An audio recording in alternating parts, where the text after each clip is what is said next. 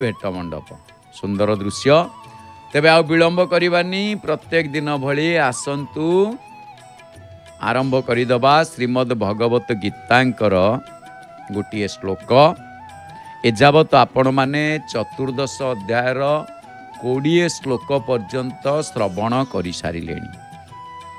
प्रथम अध्याय ठारू आरंभ करी एबे आमे चतुर्दश अध्याय 21 श्लोक श्रवण करिबा। 21 श्लोक नहीं कि ये जो 21 श्लोक श्रवण करिबा, ये 21 श्लोक रे कौन अच्छी ना एठी बहुत गुड़िए कथा सुनी सारिला परे भगवान को ठारू मेघ गर्जन रे मयूर जेमिति आनंद रे नृत्य करिबारे लागे, सेई भली भगवान को कथारे अर्जुन परमानंद लाभ कले। परम आनंद एटे अर्जुन परमानंद लाभ करिसंती। श्रीराम को जन्म जेते बेले महाप्रभु प्रकट हेले श्रीराम सेते बेले दशरथ ब्रह्मानंद सुख लाभ करिसंती। आपण कहबे एठी परमानंद लाभ कले, से कथा मध्य रही।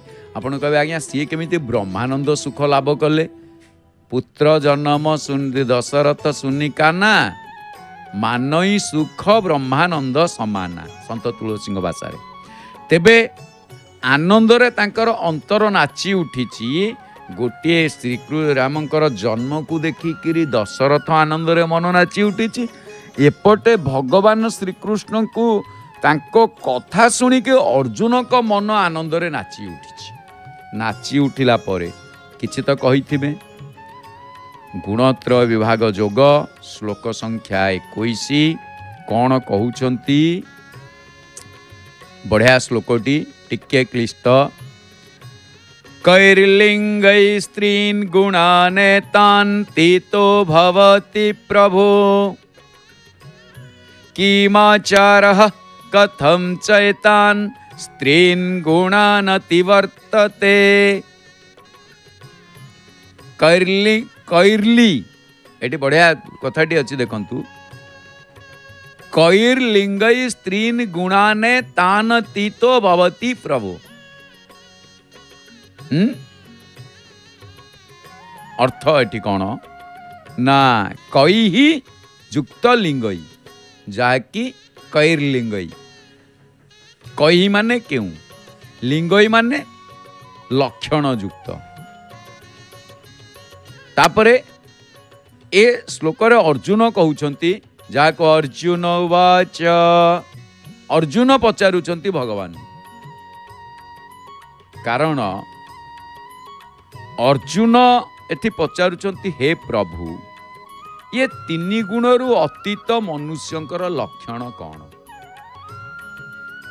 तीन गुणरु अतीत मनुष्यंक लक्षण कौन, आउ सेमानंकर आचरण केमिति। त्रिगुणरु अतीत माने त्रिगुणातीत। एवं ये तीन गुण को किपरि अतिक्रम करा जाई पारे, ये त्रिगुण को केमिति अतिक्रम करा जाई पारे, सेई कथा पचारुचंती किए से अर्जुन। बढ़िया कथाटी एठी। कैहि लिंगै स्त्रीन् गुणे गुणाने तानतीतो भवति प्रभु। हे प्रभु, जेउ मनुष्य समस्त गुण को अतिक्रम करि सारिछंती तांकर लक्षण विषय रे मु जानिबा पई इच्छुक। तात्पर्य हला संसारी मनुष्यंक अपेक्षा गुणातीत मनुष्यंक ठारे एमिति की अलौकिकता आसी जाए जहा द्वारा साधारण प्राणी तांकु गुणातीत बोली जानी पारन। तापरे कौन लिखाई किमाचारः। ये जो किमाचारः शब्द प्रयोग करा जाइछि से कहउचंती से गुणातीत मनुष्यंकर आचरण केपरि। किम आचरण, किमाचारः अर्थात साधारण लोकंकर दिनचर्या एवं रात्रिचर्या जेमिति हुए, गुणातीत मनुष्यंकर दिनचर्या और रात्रिचर्या सेहीपरि हुए ना ताठारु आउ किछि अन्य प्रकारर हुए जो माने त्रिगुणरु अतीत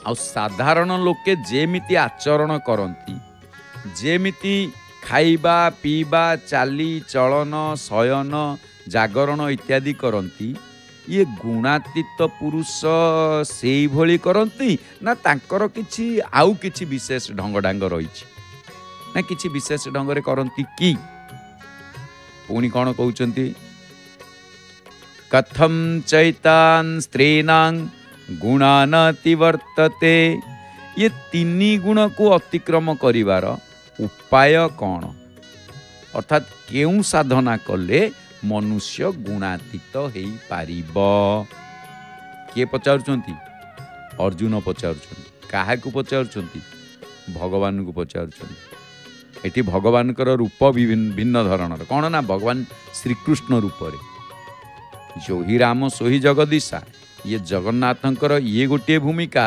ये श्रीकृष्ण रूप में जन्म लाभ करिछन आउ भगवान श्रीकृष्ण कहउछंती जी कृष्ण सीए जगन्नाथ सीए कृष्ण कई प्रभेद नुहंती तेबे एई जो 21 श्लोक रे पचारुछंती अर्जुन तार उत्तर तो महाप्रभु देबे किंतु कथाटी अछि जे जेतेबेले केमिति कथम अतिवर्तते किभली अतिक्रम करा जाई पारे एबे आउ टिके जदि आपण सरल रे देखिबे अर्जुन पचारिछंती केमिति पचारिछंती ना अर्जुन पचारिछंती आनंद रे मग्न हेई गुणानतिवर्तन्ते अर्थ आनंद रे मग्न हेई कि जेतेबेले पचारिछंती कौन पचारिछंती ना गुणातीत ज्ञान केउ लक्षण रु जना जाए अर्थात सेमानकर जो माने गुणातीत त्रिगुण रु अतीत सीए सेमानकर लक्षण कौन ये भक्त मानक समावेश बढ़ीगला देखिले तापरे निर्गुण व्यक्तिर आचार व्यवहार केमिति मनुष्य किभली भावरे गुणातीत हो जाए हे दयामय अनुग्रह पूर्वक मते एकथा वर्णना करी कुहंतु तापरे षडगुणाधीश श्रीकृष्ण कौन कहउचंती ना जदियो आर श्लोक अच्छी किछि ए श्लोक रे कहउचंती हे पार्थ तुमर एई प्रश्न रे मु विस्मित होउछि मते आश्चर्य लगुछि तमे कौन भाबुच जे गुणातीत हेबा कठिन व्यापार मु जहा को गुणातीत कहउछि से कौनसी गुणर अधीन नुह एपरिक सगुण व्यवहार कले मध्य से गुणर वशीभूत नुह आउ व्यवहार रे गुण रहिले मध्य तार अधीन न हेबा बा वशीभूत न हेबा किभली जना पड़िबो ए संपर्क रे जदि तुम मन रे संदेह थाए तेबे मु कहूछि सुन कौठी ना आगामी श्लोक रे 22 श्लोक रे कहिबे तेबे भगवान निजे होचंती गुणरु अतीत जहाँ को कहा जाए श्रीमद भागवत ओडिया भागवत कहती जे हरि त्रिगुण रे छंदी जगत करी अछि बंदी जिए सारा जगत को बंदी करिछि त्रिगुण रे छंदी आ सीए पुणी बंधा आउचंती कौठी ना माँ जशोदांक उद्धुखल रे तांकु बांधिला नंद नारी भक्त वत्सल जेणु हरि आ महाप्रभु बंधा मध्य हेले मातांकु जेते दया कले ब्रह्मा शंकर न पाइले से माँ को जेतिकी दया करिसंती ब्रह्मा शंकर भी पाई नांती यार अर्थ कौन एटी माँ रूप रे दया करना जने भक्त रूप रे दया करिसंती कथा एटी आसिला कौन ना भक्त जन रे जेते दया ज्ञानी ये न पांती ताहा भक्त मान को जेतिकी दया करती ताकू ज्ञानी माने एते सहजरे पांती नाही तेबे आगकू महाप्रभु 22 श्लोक रे कौन कहउछंती आमे आगामी पर्याय रे जानिबा एइठी आसंतु आमे